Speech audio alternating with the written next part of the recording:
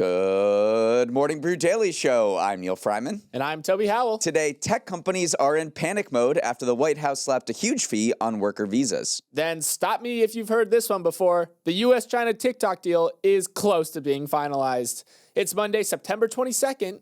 Let's ride.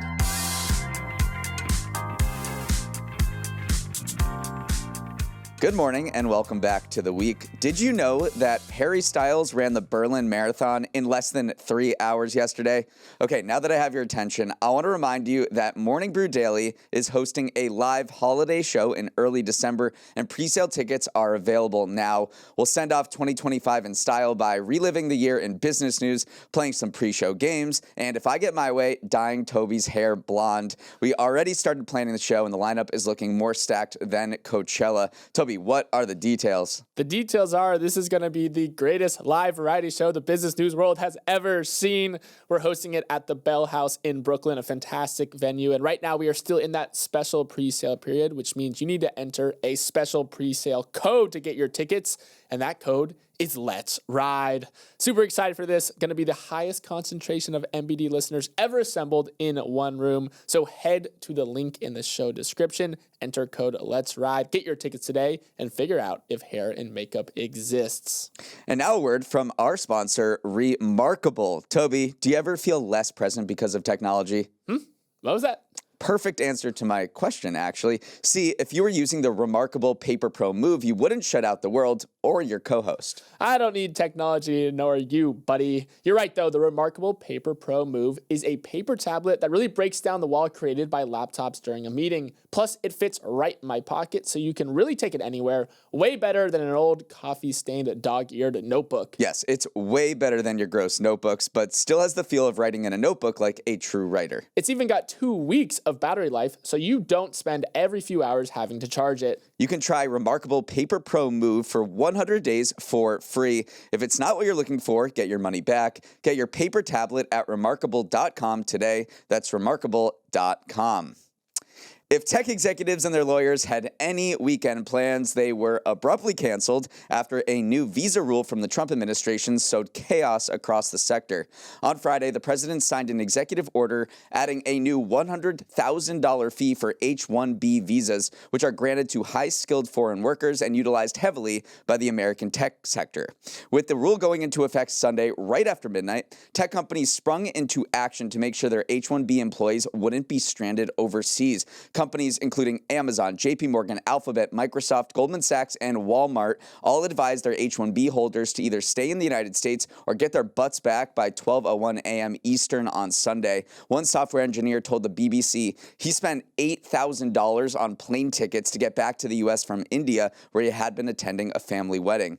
On Saturday, Trump officials tried to smooth things over by clarifying that the $100,000 fee would only be applied to new visa applications and wouldn't affect existing holders, which is not what was suggested in the announcement on Friday. So things still remain very much in flux for companies and immigration lawyers who are burning the midnight oil trying to figure out what this all means. One attorney told the New York Times, "There's a lot of question marks all over this. We're still flying in somewhat foggy conditions." Toby, this represents the Trump administration's largest overhaul of legal immigration and will have huge consequences for the economy. What is the reasoning behind it? Trump has long been at odds with the H-1B program because he wants to ensure that Americans are the first in line for these high-paying, scarce tech jobs. Although economists argue that these programs that allow these workers to come to the U.S. allow businesses to maintain their competitiveness. And if you're a competitive business, what are you doing? You're growing, which leads to more job creation. But again, Trump has been beating this drum since all the way back in his 2016 campaign, saying that the H-1B program deprioritizes American workers. So this is his latest attempt to rewrite the calculus and make it much more difficult for companies to sponsor these foreign workers because you just raise the price tag exponentially. So which companies actually use the H-1B program? Amazon employed the most H-1B holders last year, more than 14,000 as at the end of June. And then Microsoft, Meta, Apple, and Google each had over 4,000 visas each. They are among the top 10 recipients for the fiscal year 2020. 2025. So here's how it works is basically there's 85,000 possible visas that are awarded each year, and companies enter this lottery to apply for them, and over 400,000 of these requests are made. They're such in high demand, and that's because some of the top executives of the top, corporate leaders in the United States have come to the United States through the H1-B program. Eric Yuan, Zoom founder, Sundar Pichai, the Alphabet CEO, Satya Nadella, Microsoft CEO, Indra Nooyi, the former Pepsi CEO, and Sanjay Mehrotra, the Micron CEO, all came to the United States through the H1-B program. And proponents of it say, well, this is how we bring in talent to the United States. This is how we maintain our competitiveness on the global scale. And if we're locked in this fight with China for AI, and this is the global technology race of our times, and we're just kneecapping ourselves by sort of making it almost impossible for companies to pay up for this. And then speaking of kneecapping in the domestic world, it's not just our competition with China that you have to think about. It's competition within the United States. Who is this going to favor if these visas are so expensive to sponsor? It's going to favor big tech. It is much more difficult for a startup who maybe just raised a seed round to pay $100,000 to get a high-skilled workers. It is much easier for Amazon, for Apple. They have plenty of cash so they can continue to attract these workers and pay for them. So it might tilt the playing field even further in the favor of big tech when it comes to competing with smaller startups. And right now, it costs $215 to register for an H-1B visa lottery, and then an additional $780 for an employer to actually sponsor visa applicants. Estimates right now suggest that this new $100,000 fee, should companies pay it, will saddle them totally with $14 billion in extra costs. There's a question of whether this will just scuttle the program entirely, because paying $100,000 for just a single worker just may not be feasible, not only for startups, certainly for startups, but also even for the biggest companies. Last week, when the White House announced a deal for a U.S. investor group to take over TikTok's algorithm, details were few and far between. But yesterday, President Trump revealed a who's who of tech and media giants are lining up at Club TikTok to be involved, including Oracle co-founder Larry Ellison, Dell founder Michael Dell, and Fox News owners Lachlan and Rupert Murdoch. Previously, the Wall Street Journal had reported that the TikTok consortium would also include the PE firm Silver Lake and the VC firm Andreessen Horowitz. Still, as Axios points out, what's still entirely unclear is exactly who's involved, in what capacity, what price they will pay, who will lead the new entity, or when any deal will actually happen. The general premise behind this deal is that TikTok will move its U.S. users to a new app with its own content recommendation system designed by the company's engineers. ByteDance, TikTok's parent company, would retain under 20% ownership of the new company, while the remainder would be held by the U.S. investors and overseen by a majority American board. The final aspect of this convoluted deal is that the Trump administration is likely to reap a multi-billion-dollar fee in exchange for negotiating the agreement with China, as it once again dabbles in playing private sector kingmaker. Neal, the TikTok saga has felt like it's taking longer to put together than a midnight doom scroll session, but it looks like it's in the home stretch. Yeah, Harry Styles ran a marathon faster than how long this deal is taking place. Caroline Leavitt, the White House spokesperson, on Saturday said, "We are 100% confident that a deal is done. Now that deal just needs to be signed, and the president's team is working with their Chinese counterparts to do just that." She added that 6 of the 7 board members of the new U.S. app will be Americans. The algorithm will also be controlled by America. The way they're going to do this, it looks like, is they're going to spin out a new U.S. entity or a new U.S. TikTok app. Whether that means you have to download a new TikTok app remains to be seen. 50% of this new company will be run by new investors like Oracle and Andreessen Horowitz, and perhaps more names that we don't quite know yet. 30% will be existing ByteDance investors, and then 20% will be ByteDance, that Chinese company. And that's according to this law that went into effect in January 2025, passed in bipartisan fashion in Congress, that requires TikTok, for it to be operating in the United States, to have Chinese ownership of less than 20%. I think the fascinating part of this deal, though, is the fact that the Trump administration is taking this fee from putting it together.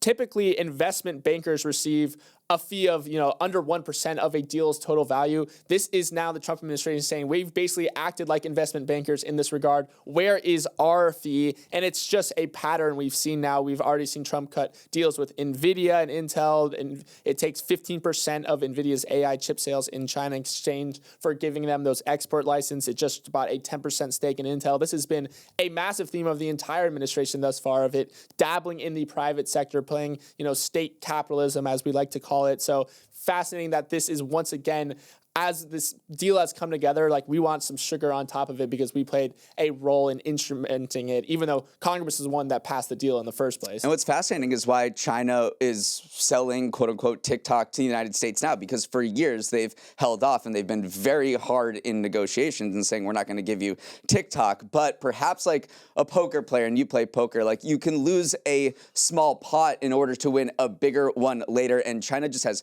some much bigger fish to fry than TikTok in their minds. I'm talking tariffs, technology, AI, and Taiwan. These are all things that matter maybe a little bit more to them than having TikTok under Chinese ownership. This algorithm that is vaunted is maybe a little bit old now. It's getting a little rusty. It was 5 years ago that this thing really came onto the scene. They're willing to part with it in order to score much bigger wins later. And what they really want is a meeting with Trump. They want Trump to come to Beijing for that big state ceremony where they can really project power on the global stage. Yeah, Trump thinks that he's squaring the circle here. He is, one, punishing China. Two, he's trying to enrich U.S. investors, and he's also trying to, keep TikTok alive to secure that youth vote that he has been after for so long. Welcome to Winners of the Weekend, the segment where Toby and I pick two things that are in better shape than Harry Styles. I won the pre-show One Direction trivia, so I get to go first. And my winner is Hamburger Helper, because when the going gets tough, the tough buy mid-century one-pot meals. Sales of Hamburger Helper, which contains pasta and seasoning to combine with ground beef, are up 14.5% through August of this year, according to the brand's owner, Eagle Foods. It's further evidence that Americans are looking to eat on the cheap as inflation continues to stay elevated and the job market slows down.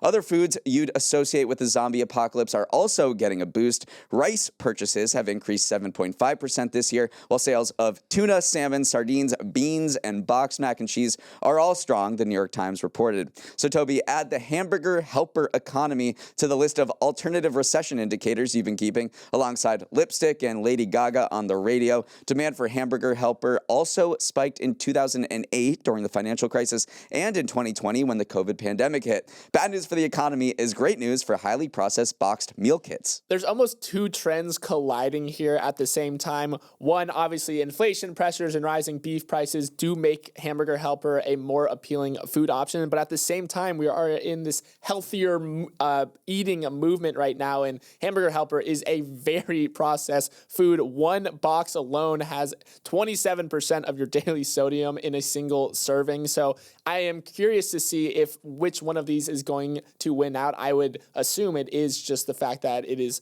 getting really expensive to buy food right now. So we are seeing sales increase. You don't necessarily think about how healthy a food is if you're just trying to make ends meet. But it is fascinating to see it come to, it's almost fighting upstream right now against every other thing we've been seeing in the food industry right now, just because it is bang for your buck. It's always historically represented bang for your buck. It's $2. Yeah. So it does remind you of the 1970s. In 1971, that's when General Mills released Hamburger Helper in 5 flavors, including beef noodle, rice oriental, and chili tomato. It was a massive hit. A quarter of U.S. households purchased a box in its first year, according to General Mills. It expanded since. It has 50 flavors. It switched ownership a few times now.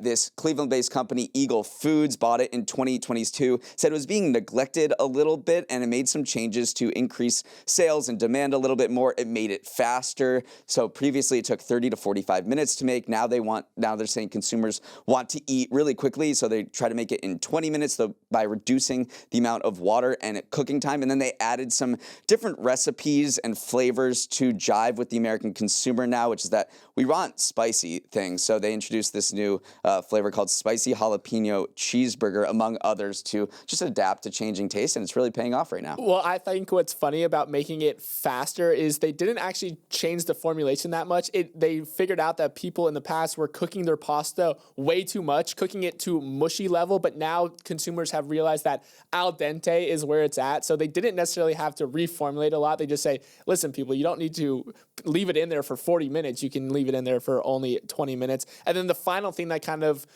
gave it some tailwind without them even trying is that there was a big cameo in The Bear in the recent seasons, which kind of created this viral wave of interest in a product that people haven't necessarily been thinking about that much. So it's got a little bit of nostalgia. It's got a little bit of a modern push from a modern TV show.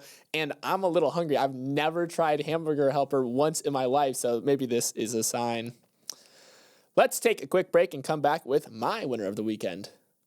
My winner of the weekend is the silliest of serious scientific award shows, the annual Ig Nobel Prizes. The prestigious ceremony honors the achievements that first make people laugh and then make them think, according to the website of the Nobel Prize parody show.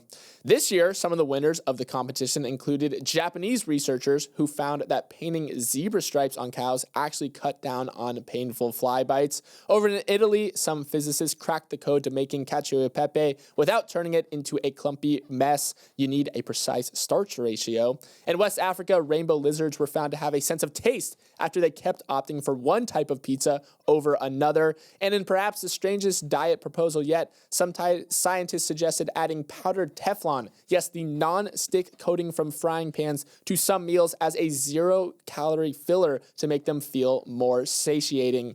Neal, as always, this is an award show that highlights the kind of work that makes you laugh first, then pause to wonder if maybe, just maybe, they're on to something. Any scientific breakthroughs blow you away this year? Well, one that I thought was interesting is that these German researchers looked to see whether being drunk, or at least having some alcohol, made you a better speaker of a foreign language. I don't know if anybody has traveled here. They go to a bar. They're feeling a little insecure about talking in the language because maybe they learned Spanish in 8th grade and stopped. And then you have a few drinks in you, and then all of a sudden it's flowing out. You know, you got your bibliotecas going. So they actually did an experiment. They recruited 50 native German-speaking undergrads and then had them speak Dutch with fluent Dutch speakers and gave half, a few alcoholic drinks and half not. And they did find that the half that did have a drink or two spoke better Dutch. So there you go. There you have it.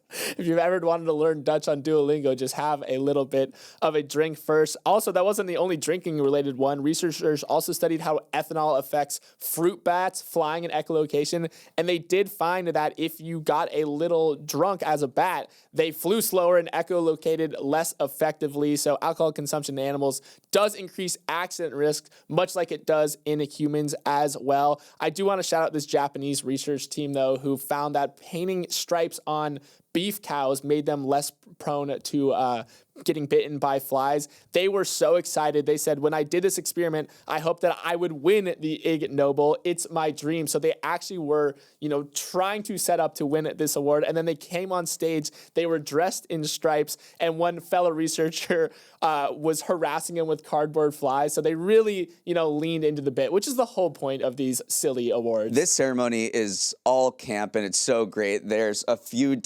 unique things that they do during their ceremony. There's one called 24/7 lectures, where experts or these scientists have to explain their work twice, once in 24 seconds and the second in just 7 words. There's also a miniature opera about gastroenterologists and their patients. I would love to hear that. And then the final thing, Nate Bargatze, you really have to take notes, because this is how you get people to stop rambling when they accept an award. After a minute goes by and you accept your award, a man wearing a dress over his suit appears right next to the person speaking and just yells, "Please stop, I'm bored," which is what maybe some people do after this podcast. So we love the Ig Nobel Prize. Well, can't wait for next year, and it's just a great way to bring science to the popular imagination.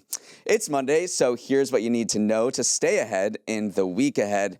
Hundreds of world leaders and diplomats will go through customs at JFK as they descend on New York City for the United Nations General Assembly.